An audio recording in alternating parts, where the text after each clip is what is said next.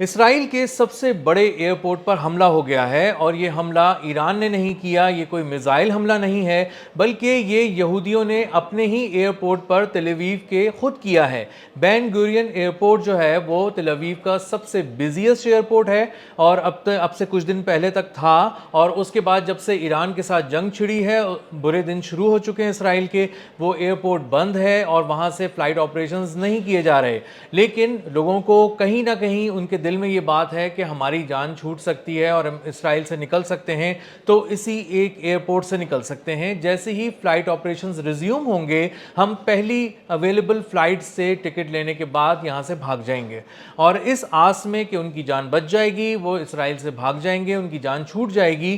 وہ بین گورین ایئرپورٹ پر وہاں پر موجود ہیں، اور وہاں پر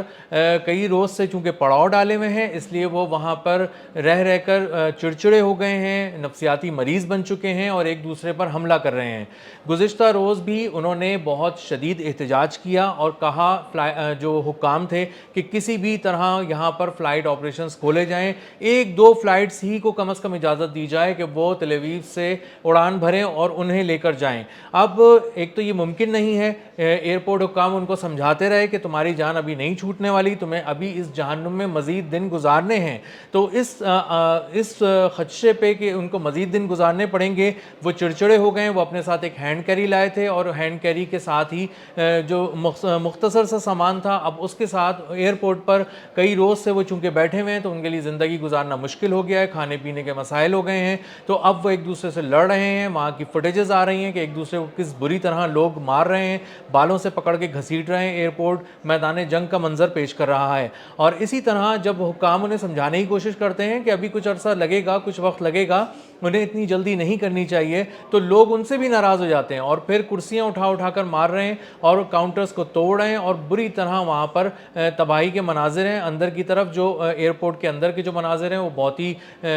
بھیانک ہیں، وہاں پہ چیزیں ٹوٹ پھوٹ کا شکار ہو چکی ہیں، بری طرح انہوں نے ایئرپورٹ کو تباہ کر دیا ہے، صرف اس آس پہ کہ انہیں کسی طرح یہاں سے نکلنے کی اجازت مل جائے گی اور وہ جلدی سے اسرائیل سے بھاگ جائیں گے۔ اسرائیل کا جو سرکاری ڈیٹا ہے، جو آفیشل ڈیٹا ہے، وہ بتا رہا ہے کہ جو لوگوں کا ملک سے بھاگنے کا، جان چھڑا کر اسرائیل سے جانے کا یہودیوں کا جو ٹرینڈ ہے، یہ نیا نہیں ہے۔ 2023 میں اس میں نمایاں اضافہ ہوا جب دیکھنے میں آیا کہ نتن یاہو اپنی پوری قوت سے مظلوموں پہ غزہ کے چڑھ دوڑا، اور اس نے ظلم کی ایک ایسی داستان رقم کی جو خون سے لکھی گئی، اور پوری دنیا میں جس کے پاس بھی تھوڑا سا دل تھا وہ چیخ اٹھا، اور اس نے کہا کہ تم نے کس بے دردی سے، کس بری طرح شیرخوار بچوں کو کاٹا ہے، تم نے عورتوں کو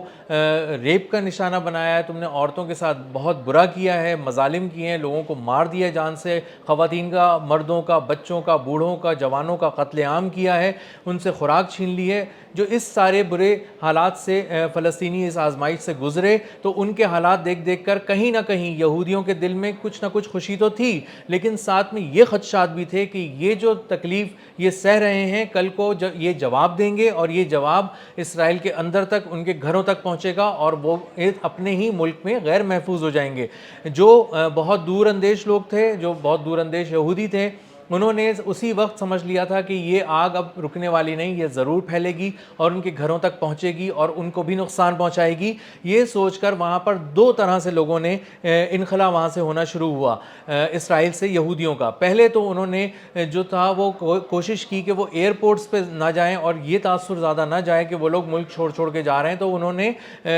مختلف بحری راستوں سے لگژری جو ہے وہ سفر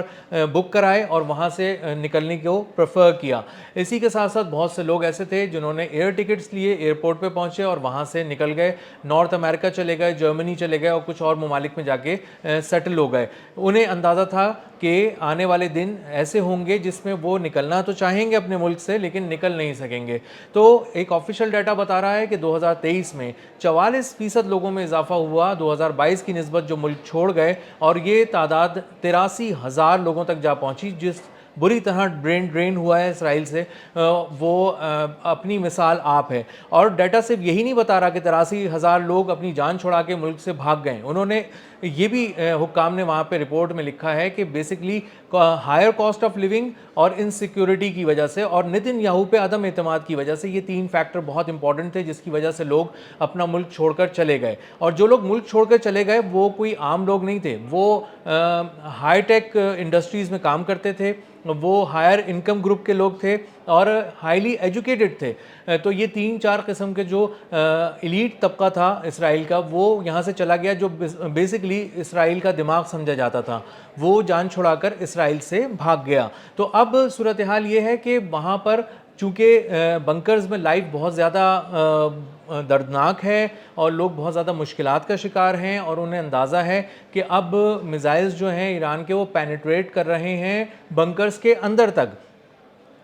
और लोग बुरी तरह ज़ख्मी हो रहे हैं। लाशें वहाँ पर मौजूद हैं बंकर्स के अंदर, कुछ ऐसे बंकर्स भी देखे गए हैं जिनका मलबा वहाँ से हटाया गया तो अंदर से लाशें निकली हैं। तो इसका मतलब ये है कि जब सायरन नहीं बजेगा, जब बैलिस्टिक मिसाइल और हाइपरसोनिक मिसाइल बरस रहे हैं और अंदाज़ा और कोई बताने वाला नहीं है, तो इस वक्त और पेनिट्रेट करते जा रहे हैं, इसराइल के पूरे डिफेंस सिस्टम को उड़ा चुके हैं और इसके अलावा बंकर्स को भी तबाह कर चुके हैं। तो अब उन्हें अंदाज़ा हो गया इसराइलियों को कि जिन बंकर्स पे उन्हें नाज था और या किसी दर्जे का एतमाद था कि वो ज़िंदगी उनकी वहाँ महफूज है, चलो बुरे दिन गुजार लेंगे लेकिन हम महफूज तो रहेंगे, वो महफूज बंकर्स अचानक इंतहाई गैर महफूज हो गए हैं और अब बंकर्स में रहने का मतलब तकरीबन यकीनी मौत है। बंकर्स में एक सूरत हाल ये भी ख़राब है कि वहाँ पर खाने पीने की जो शॉर्टेज हो गई है, एक ही किस्म का मेन्यू मिलता है, स्टैंडर्ड मेन्यू है, वही खा खा के लोग बेजार आ चुके हैं,